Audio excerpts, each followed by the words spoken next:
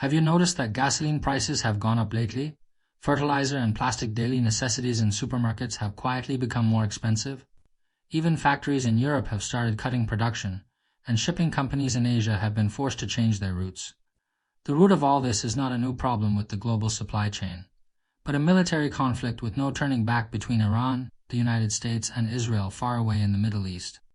Many people think this war is thousands of miles away and has nothing to do with ordinary people's lives. But I want to tell you that this conflict has seized the lifeline of global energy and shaken the foundation of the US dollar hegemony. Even if you are just an ordinary office worker, a housewife, or a small business owner, your wallet, your income, and your living costs are being quietly eroded by this war across the ocean. In today's video, I will break it down layer by layer, how this conflict between Iran, the United States, and Israel, that has lasted for more than a month, is dragging down the global economy step by step, and what price each of us will pay for it. As of mid-March 2026, the US-Israel joint military operations have covered more than 2,000 targets in 24 provinces of Iran, and Iran has also launched reciprocal counterattacks. Both sides have precisely aimed their fire at the same core: energy facilities. The most fatal part of this conflict is not the damage to Iran's domestic oil production, but that it firmly holds the throat of global energy, the Strait of Hormuz. How important is this narrow strait? Authoritative data shows that 20% to 25% of the world's seaborne crude oil and 20% of the world's liquefied natural gas must pass through here, which means 1 out of every 4 barrels of seaborne oil sails through this waterway.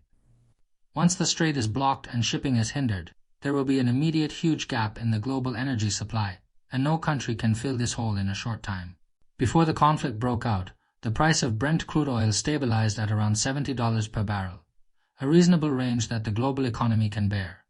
After the conflict, the oil price soared to nearly $120 per barrel, with a short-term increase of more than 70%, staging an extreme roller coaster ride. Even if it has fallen slightly since then, the geopolitical risk premium remains high. Oil prices are not the only issue. The chemical and agricultural supply chains are breaking down at the same time. Many people only see the rise in oil prices, but ignore that Iran is also a key raw material exporter in the global supply chain. Iran is the world's second-largest methanol producer, accounting for 9.2% of the global capacity, and China relies on Iran for 60% of its methanol imports. At the same time, it is the world's second-largest urea exporter, accounting for 10% to 15% of the global fertilizer trade. Agricultural powerhouses such as India and Brazil, as well as the world's plastic, textile, and chemical industries, are highly dependent on Iran's raw material supply.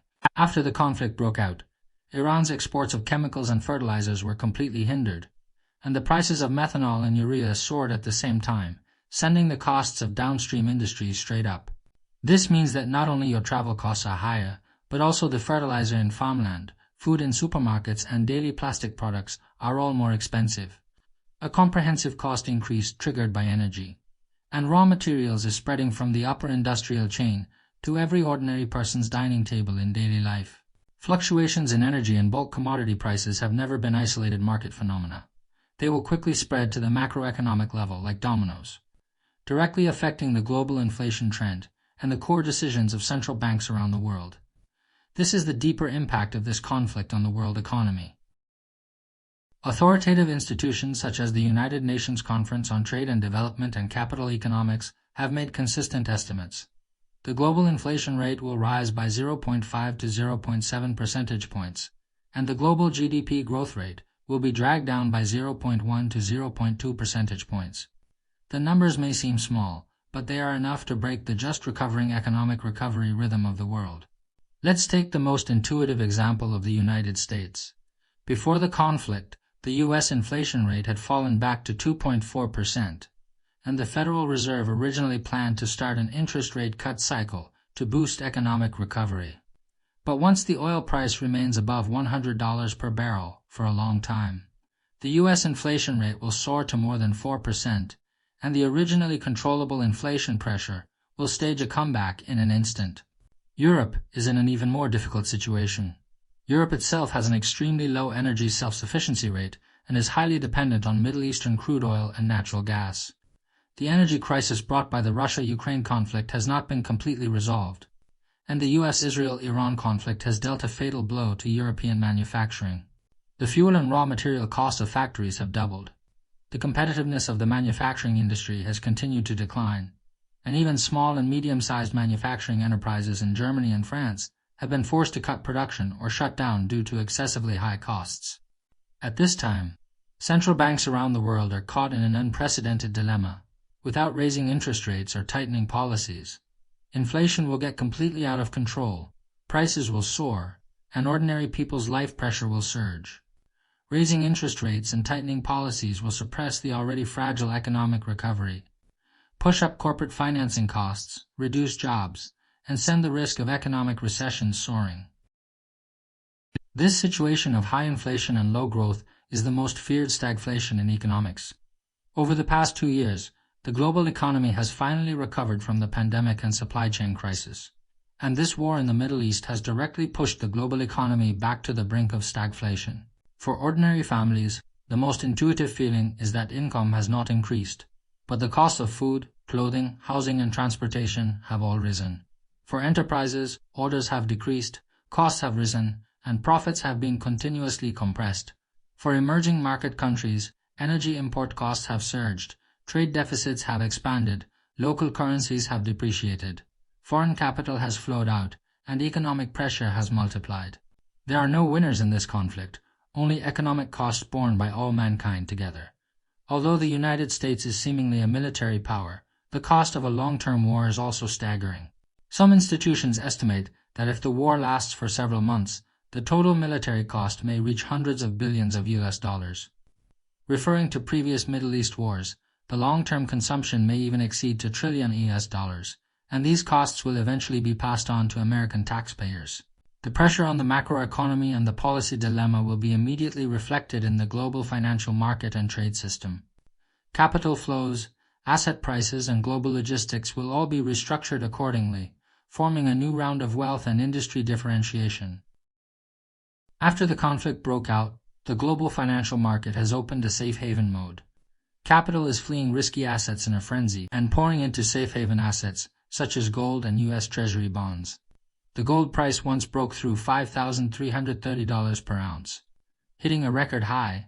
This is a direct signal of the market's extreme pessimism about the global economic outlook.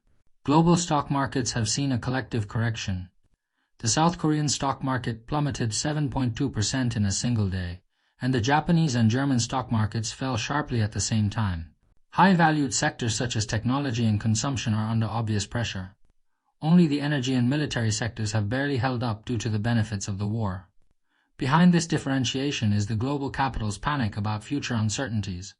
No one knows if the conflict will escalate further, and no one knows if the Strait of Hormuz will be completely blocked. In the foreign exchange market, traditional safe haven currencies, such as the US dollar and the Swiss franc, have strengthened, while emerging market currencies dependent on energy imports, the euro and the pound, have all come under pressure. What is more noteworthy is that this conflict is accelerating the diversification of the settlement of global energy trade, and the trend of de-dollarization, such as oil settled in RMB, is further accelerating. The foundation of the US dollar hegemony is being quietly shaken by this war. In addition to the financial market, global shipping and trade have also been hit hard. The war risk premium has pushed up global logistics costs. Freight rates for oil tankers and cargo ships have soared, and shipping companies have been forced to change routes to avoid high-risk areas such as the Strait of Hormuz and the Red Sea, leading to a sharp increase in transportation cycles and a straight drop in logistics efficiency. This is not a local shipping problem, but a slowdown in the flow of global trade. After the pandemic, the global supply chain has just recovered and become smooth, and this war has put the supply chain at risk of a second disruption, especially the European and American markets that are highly dependent on Middle Eastern energy and Asian manufacturing. Cargo transportation delays and cost increases have further exacerbated commodity shortages and price hikes, forming a vicious circle. Whether it is energy costs, inflation pressure, or financial and shipping volatility, the impact will eventually fall on different regions and specific industries. The economic impact of this conflict is not evenly distributed, but presents an extreme two-tier pattern. Some groups are under short-term pressure, and some seem to profit, but none can escape the long-term overall impact. First, the groups under severe pressure, regions with high dependence on energy imports such as Europe, East Asia, and South Asia, have become the most direct victims. European manufacturing costs have soared, and the risk of economic recession has surged. Countries such as China, Japan, South Korea, and India have seen a sharp increase in import costs of crude oil, methanol, and fertilizers, with the chemical, agricultural, and manufacturing industries all under pressure and trade deficits continuing to expand. Israel itself has also suffered heavy losses. With its air defense system inventory running low, foreign capital inflows dropping sharply, and economic recovery coming to a complete standstill. Second, the groups that gain short-term benefits, other oil-producing countries such as Russia and Saudi Arabia, have seen a sharp increase in short-term fiscal revenue, thanks to high oil prices. As the world's second-largest oil exporter, Russia gains an additional daily income of more than $60 million after the oil price hike, and some European countries have even been forced to bypass sanctions and resume purchasing Russian energy. Gulf Cooperation Council countries, such as Saudi Arabia and the United Arab Emirates, have also seen a significant improvement in their fiscal conditions with the help of high oil prices. But this short-term gain comes at the cost of global economic pressure, and the rising security risks in the Middle East will also affect the long-term development of these countries. There are also industries that benefit in the long run, the new energy industry.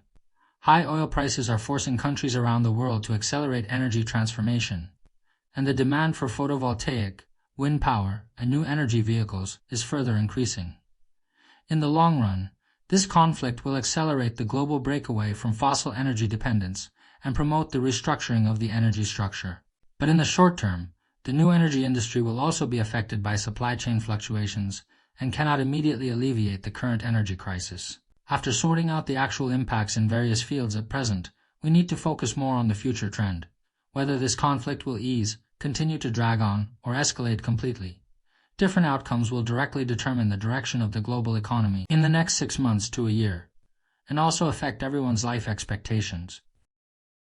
Up to now, this conflict has lasted for more than a month, and is generally a seesaw war of attrition. Combined with the current situation, we can divide it into 3 scenarios.